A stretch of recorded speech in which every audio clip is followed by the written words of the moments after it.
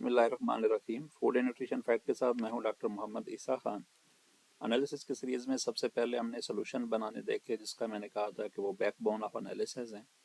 Next जो analysis की type है दैट इज़ प्रॉक्सिमेट एनालिसिस, के यहाँ से हम बेसिक एनालिसिस स्टार्ट करते हैं और फिर हम कम्प्लेक्स वाली साइड पे जाते हैं। So proximate analysis is a partitioning of compound in a food into 6 categories based on the chemical property of the compound।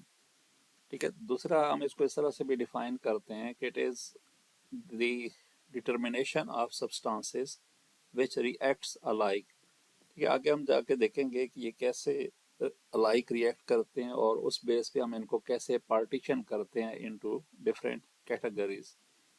So proximate analysis is not a nutrient analysis, rather than it's a partitioning of both nutrients and non-nutrients into categories based on common chemical properties।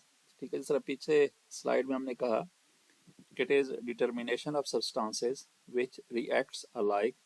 तो यहाँ पे हम कह रहे हैं कि जो common chemical properties हैं, तो उसकी बेस पे हम न्यूट्रिएंट्स और नॉन न्यूट्रिएंट्स को कैटेगराइज करते हैं या पार्टीशन करते हैं इनटू डिफरेंट कैटेगरीज।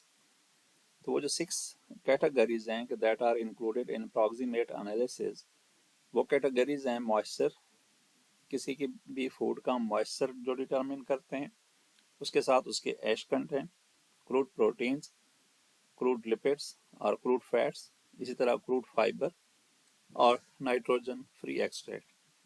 तो ये नेक्स्ट हम वन बाय वन देखते हैं कि इनको हम कैसे डिटरमिन करते हैं। डिटेल डिटर्मिनेशन हम आगे वन बाय वन देखेंगे, लेकिन यहाँ पे एक जो बेसिक आइडिया देना है कि हम इनको कैसे एनालिसिस कर सकते हैं और उन एनालिसिस की बेस पे इनको क्यों प्रॉक्सिमेट एनालिसिस में एडअप किया जाता है। सो सबसे पहले मॉइस्चर कंटेंट, उसका जो मेथड ऑफ एनालिसिस है कि that is the sample is dried at specific temperature until it reaches a constant weight। तो नॉर्मली मॉइस्चर कंटेंट हम डिटरमिन करते हैं लॉस ऑफ वेट के साथ, कि सैंपल ने कितना वेट लूज किया है, तो उसको हम कहते हैं कि दैट इज मॉइस्चर। तो मॉइस्चर के साथ साथ अदर जो आप कह सकते हैं कि फूड कंपोनेंट हैं कि they also get evaporized at high temperature.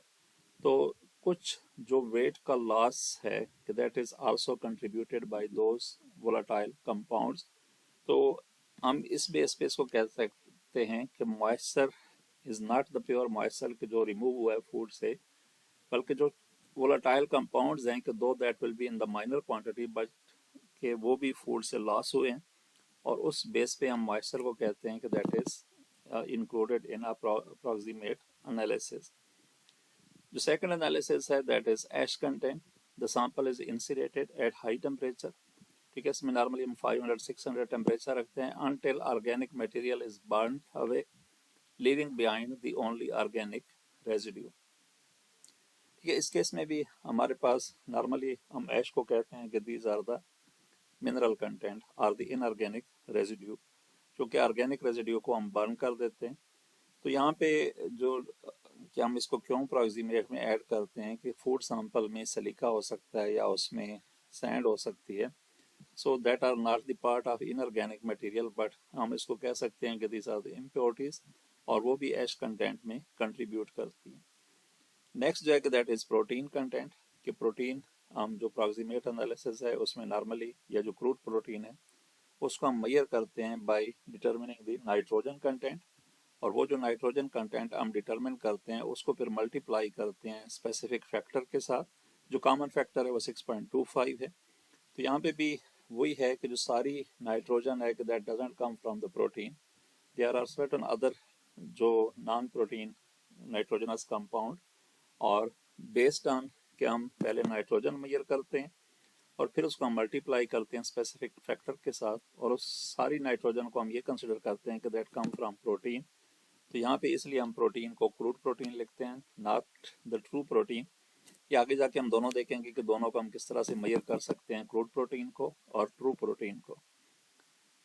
Fat जो है कि again is determined bye dissolving fat in organic solvent. ठीक है, नॉर्मली ईथर है या एक्सेन है या कोई और पास ऑर्गेनिक सॉल्वेंट है कि उसको हम यूज़ करते हैं for डिज़ोल्विंग the fat.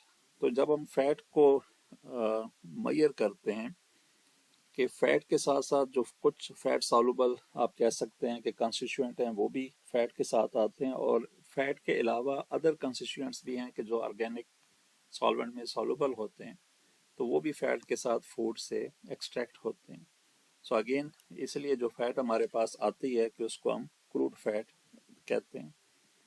Crude fibre के लिए एक थोड़ा सा बाकी एनालिसिस से इसका जो प्रोसेस है कि थोड़ा सा लेंथी है कि पहले हम सैंपल को फैट फ्री करते हैं, उसके बाद फिर हम उसको एसिडाइजेशन करते हैं, अल्कलिडाइजेशन करते हैं, फिर सैंपल को ड्राई करते हैं और फिर उसको इंसीरेट करते हैं।